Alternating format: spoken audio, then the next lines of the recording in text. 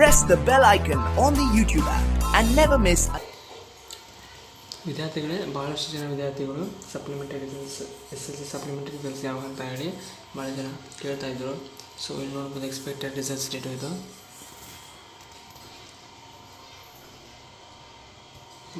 So ಇಲ್ಲಿ ನೋಡ್ಬೋದು ಇಲ್ಲಿ ಕಮೆನ್ಸ್ಮೆಂಟ್ ಯಾವಾಗ ಸ್ಟಾರ್ಟ್ ಆಗಿತ್ತು ಅಂತೇಳಿ ಎಕ್ಸಾಮು 21 ಜೂನ್ 2019 ಸ್ಟಾರ್ಟ್ ಆಗಿತ್ತು.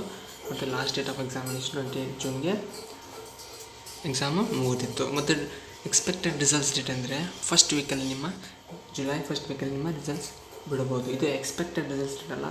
ಮೇ ಬಿ ನಿಮ್ಮದು ರಿಸಲ್ಟ್ಸು ಜುಲೈ ಸೆಕೆಂಡ್ ವೀಕಲ್ಲಿ ಬಿಡ್ಬೋದು ಅಥವಾ ಫಸ್ಟ್ ವೀಕಲ್ಲಿ ಬಿಡ್ಬೋದು. ಈಗ ಇದು ಆಫಿಷಿಯಲ್ ನೋಟಿಫಿಕೇಷನ್ಸ್ ಅಲ್ಲ. ಇನ್ನೂ ಆಫಿಷಿಯಲ್ ನೋಟಿಫಿಕೇಷನ್ ಇನ್ನೂ ಬಂದಿಲ್ಲ.